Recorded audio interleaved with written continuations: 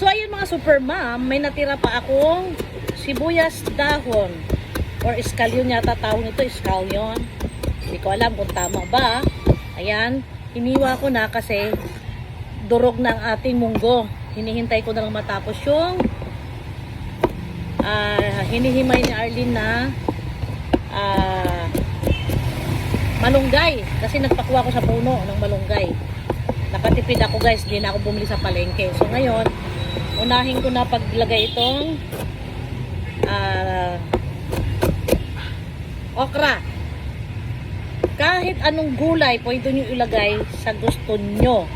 Pero kung ayaw nyo naman, walang problema. Nakabili ako ng bulok. Ayan. Ako kasi gustong kong maraming gulay para mas masarap at malasa. Kasi naghahalo-halo, nagmi-mix together ang mga lasa ng gulay.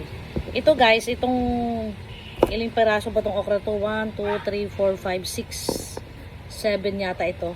Binigil na ito ng suki ko. Binabayaran ko, ayaw niya. Sabi niya, sige sa'yo na. Siyempre, libre. Kinuha ko na. Diva.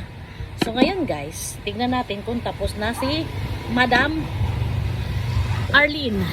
Madam Arlene, tapos ka na ba? Hindi pa. Mahahaba pa, kaya tulungan natin guys. Let's go! Pakita ko muna sa inyo ang aming dahon ng puno pala. Puno ng malunggay. Ayan, matanda na yan. Pinutol ko yan kaya nagsibol ng panibagong sanga. So ngayon, puputulin ko na naman yan kasi nakakalbo na rin siya. Dahil halos alor-alor ko kinukuha na ng dahon. Pero mabilis naman siya usli. So guys, see you later. Tulungan ko muna si Arlene para mabilis. Bye!